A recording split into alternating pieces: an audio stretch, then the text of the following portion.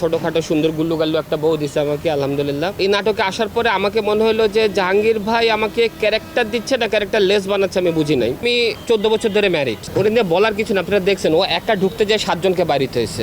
এটা একটা জিনিস অর্ধেক ভাবতে ওই যে ট্রাকের গায়ে লেখা থাকে না সমগ্র বাংলাদেশ 5 টন, ও একাই তো 2.5 টন। আর খারাপ কিছু বলবো না, আমার মায়া হয় ও নাকি জন্মের পর থেকে এরকম। ওর জন্য মায়া হয় না, মায়া হয় আন্টির জন্য। অনেক কষ্ট হয়েছে। আর থ্যাঙ্কস টু আঙ্কেল, আমি সম্মানই ফিল করছি। আমার জীবনে প্রথম মনে হয় আমার এইটা, হ্যাঁ এত ক্যামেরা জীবনে কোনোদিন এইরকম পাই নাই সম্মান। Thank you so much. না পাই নাই কখনো, বাসায় তো মা বাপ তো কোনো। আমি যখন ওই যে আমি ওনাকে দেখে না আমি মানতে পারি নাই যে মারা এমন হয় কেমনে। স্যান্ডেলিনা সো, রূপচর্চায় আভিজাত্য। আপনারা পাইছেন এত সুন্দর কথা বলে, এই তুমি খেয়েছো খাবে। আমি বললাম আপনি পাশে আপনার বাচ্চাদেরকে কিভাবে বলেন? এইভাবেই বলেন? হ্যাঁ এইভাবেই বলি। এই মাগুলি কই পাওয়া যায়?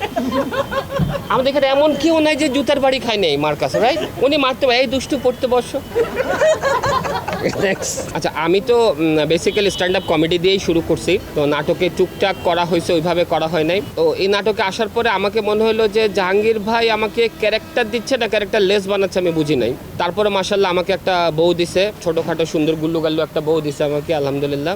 এবং বউ আমার সাথে যে ব্যবহারগুলো অমায়িক দুর্ব্যবহার, তা আমি ইউজ টু, কারণ আমি 14 বছর ধরে ম্যারিড। তাই মনে করছি এটা তো অভিনয় না, এটা তো রিয়েল লাইফ। ও মাই গড, সেম জিনিসই আমার এনে দিল। এই তো। আর ফ্যামিলি ড্রামা ভালো লাগছে জিনিসটা, যে ওভারঅল অনেকগুলো ফ্যামিলির সাথে মেনটেন করা এটা খুব ডিফিকাল্ট। তারপরে সব কিছু মিলে যখন একটা এর মধ্যে ফান অ্যাড করা বা ফ্যামিলি মেনটেন করা, ওভারঅল খুব ভালো একটা গল্প। অস্বাভাবিক কিছু না, আবার চেহারা খারাপ হলে একটু বেশি হয়, জাস্ট লাইক ইউ।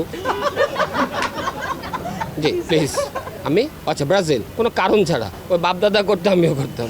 হ্যাঁ, বাপদাদা ব্রাজিল করছে, আমিও করছি। এবং আমার ছেলেরও প্রথমবার আমি যখন ও বোঝে নাই তখন ব্রাজিলের জার্সি টার্সি কিনে দিচ্ছি। এখনও বড় হয়েছে, এখনও আর্জেন্টিনার জার্সি পরে। দেখেন এই ধরনের কোশ্চেন হয়তো বা করে বিব্রত করবেন না, কারণ আমি 2012-র 18ই মে নিজেকে ধ্বংস করে দিছি। এরপরে আর এই নিয়ে আর কথা বলতে চাই না আর কি। তুই কথা বলতে কি, আমার যতগুলো জোক এবং মানুষ যতগুলোতে মানে সবচেয়ে বেশি ভিউ হয়েছে সব ভাবিকে নিয়েই এবং ওরে সামনে রেখেই। এবং আমার স্ট্যান্ড আপ কমেডি শুরু করাই বউর কারণে। আমি আগে এমনি কমেডি দেখতে যেতাম, ঠিক আছে? এনসিসি নাভিদ কমেডি ক্লাব বললে, নাভিদ ভাই আছেন আমাদের সবচেয়ে ওয়ান অফ দ্য বেস্ট বাংলাদেশের স্ট্যান্ড আপ কমেডিয়ান। তা আমি প্রায় 2-3 মাস ওখানে কমেডি দেখতে যেতাম, বাট সাহস করতে পারি না যে কমেডি করতে যাব। কারণ হচ্ছে গিয়ে ওই ক্লাবটা হচ্ছে গুলশানে। তো গুলশানে সব মাম্মি ড্যাডি পশ লোকজন, আর আমি আর আমার বই একমাত্র গরিব মনে হয় ওখানে মোহাম্মদপুর থেকে যাইতাম। তো একবার একটা শো চলছে, এক স্ট্যান্ড আপ কমেডিয়ান যখন ওই